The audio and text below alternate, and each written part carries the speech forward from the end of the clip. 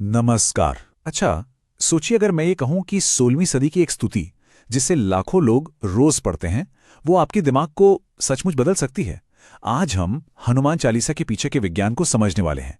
ये सिर्फ एक प्रार्थना नहीं, बल्कि एक प्राचीन सुपर कोड है जिसका असर अब आधुनिक विज्ञान भी मानने लगा है। चलिए, इसी शक्तिशाली विचार के साथ शुरू करते हैं। ये बात सिर्फ भक्ति की नहीं है। जैसा कि ये कोड बताता है, हर एक लाइन में एक गहरी शक्ति छिपी हुई है जिसे हम आज डिकोड करने की कोशिश करेंगे। तो चलिए इस सफर पर आगे बढ़ते हैं और सबसे पहले समझते हैं कि इस स्तुति की जड़ें कहाँ हैं और इसका इतना गहरा सांस्कृतिक महत्व क्यों है। तो कहानी शुरू होती है 16वीं सदी में, जब मुगल साम्राज्य अपने शिखर पर था। उस दौर में संत तुलसीदास ने इसे अवधी भाषा में लिखा। उनका मकसद बहुत सीधा था, आध्यात्मिकता को हर किसी के लिए, हर आम इंसान के लिए सुलभ बनाना। और देखिए, सदियों से ये एक रोज का अनुष्ठान बन गया, जो आज पूरी दुनिया में सिर्फ आध्यात्मिक ही नहीं बल्कि अब वैज्ञानिक फायदों के लिए भी पहचाना जा रहा है। इसके ऐतिहासिक महत्व से भी कहीं ज्यादा ये स्तुति लाखों लोगों के लिए उनकी रोजमर्रा की जिंदगी में एक अंदरूनी ताकत और नेगेटिविटी के खिलाफ एक ढाल बन गई है। ये सिर्फ एक पाठ नहीं है, बल्कि एक तरह का आध्यात्मिक कवच है जो मन को शांत और सुरक्षित महसूस कराता है। अच्छा, अब इतिहास से आगे बढ़ते हैं और सीधे इसके मनोवैज्ञानिक असर को देखते हैं। ये स्तुति लोगों के मन को आखिर कैसे बदल देती है। चलिए इसके मानवीय अनुभव को समझते हैं। लोगों के जो अनुभव हैं वो कमाल के हैं। स्टूडेंट्स को एग्जाम के तनाव में फोकस करने में मदद मिलती है, तो किसी को नशे की लत पर काबू पाने के लिए जरूरी सेल्फ डिसिप्लिन मिलता है। ये सिर्फ स्टूडेंट्स के लिए नहीं, बल्कि प्रोफेशनल्स को उनके करियर के लिए जरूरी फोकस और अनुशासन भी देता है। असल में ये सेल्फ कॉन्फिडेंस बढ़ाकर और इनसिक्योरिटी को दूर करके पर्सनैलिटी डेवलपमेंट का एक बहुत शक्तिशाली साधन बन जाता है।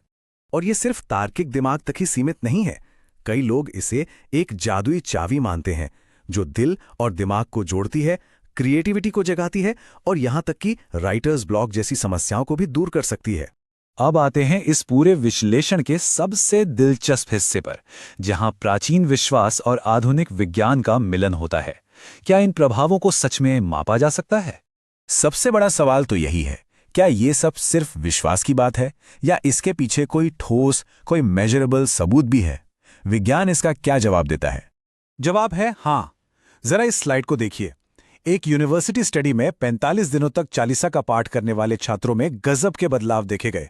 उनकी इमोशनल इंटेलिजेंस में लगभग 20% का उछाल आया। न्यूरोप्लास्टिसिटी यानी दिमाग की नई चीजें सीखने की क्षमता, उसमें 19% की बढ़ोतरी हुई। और सबसे चौंकाने वाली बात, उनका स्ट्रेस 33% से भी ज्यादा कम हो गया। ये नंबर्स बहुत बड़े हैं। इस चार्ट से तो बात और भी साफ हो जाती है। जिन छात्रों ने चालीसा का पाठ किया, उनका स्ट्रेस स्कोर यानी 18.2 उन छात्रों के मुकाबले काफी कम था जिन्होंने पाठ नहीं किया, जिनका स्कोर 27.3 था।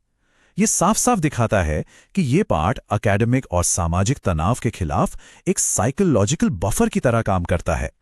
और इसका असर सिर्फ दिमाग पर नहीं, शरीर पर भी होता है।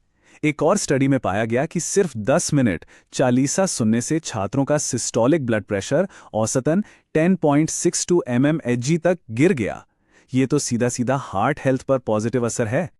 तो हमने सबूत देख लिए। अब सवाल यह है कि यह प्राचीन सुपर कोड हमारे शरीर और दिमाग पर काम कैसे करता है। इसके पीछे का मैकेनिज्म क्या है? इसका एक बड़ा वैज्ञानिक कारण है, ब्रेन वेव एंट्रेनमेंट। सुनने में थोड़ा टेक्निकल है, पर मतलब बहुत सिंपल है। हमारा दिमाग किसी भी बाहरी लय, जैसे कि कोई संगीत या मंत्र, उसके साथ अपनी फ्रीक्वेंसी को सिंक कर लेता है, मतलब मिला लेता है। यह दिमाग की स्थिति को बदलने का एक न्यूरोसाइंटिफिक तरीका है। और यह स्लाइड दिखाती है कि इस सिंकिंग से होता क्या है। देखिए, एक तनावग्रस्त दिमाग में बीटा वेव्स ज्यादा होती हैं, जिससे चिंता होती है और ख्याल बस दौड़ते रहते हैं। लेकिन जब के दौरान दिमाग में अल्फा और थीटा वेव्स बढ़ जाती हैं, जो शांति, क्रिएटिविटी और क्लैरिटी से जुड़ी हैं। दिमाग का जो डर वाला हिस्सा है, एमिगडाला, वो शांत हो जाता है और अंदर की जो फालतू बकवास चलती रहती है वो कम हो जाती है। ये पूरी एक फिजियोलॉजिकल चेन रिएक्शन है। सबसे पहले लय में जपने से सांसें अपने आप धीमी और रेगुलर हो जाती हैं। फिर ये धीमी सांस और गले में होने वाला कंपन वेगस नर्व को एक्टिवेट करता है। ये हमारे शरीर का रेस्ट एंड डाइजेस्ट सिस्टम का मास्टर स्विच है। और जैसे ही ये स्विच ऑन होता है, हार्ट रेट बैलेंस होता है, ब्लड प्रेशर कम होता है और स्ट्रेस हार्मोन कॉर्टिसोल उसका लेवल नीचे आ जाता है। तो हमने आध्यात्मिक, मनोवैज्ञानिक और वैज्ञानिक तीनों पहलुओं को देख लिया। अब इन सबको मिलाकर देखते हैं कि ये प्राचीन टूल आज की हमारी मॉडर्न जिंदगी के लिए कितना फायदेमंद है। तो सबसे जरूरी बात यह है कि ये दिमागी सेहत और करियर में सफलता के लिए एक ऐसी स्ट्रैटेजी है जिसमें किसी दवा की जरूरत नहीं पड़ती। ये हर किसी के लिए उपलब्ध है, चाहे वो छात्र हो या प्रोफेशनल, और ये पूरी तरह से मुफ्त है। ये तस्वीर इस पूरी बात का सार है, जहां आत्मा और विज्ञान का संगम होता है। ये हमारी अंदरूनी शक्ति के लिए एक ऐसा अभ्यास है जो समय की सीमाओं से परे है और हमारे दिमाग और शरीर की मॉडर्न समझ से बिल्कुल मेल खाता है।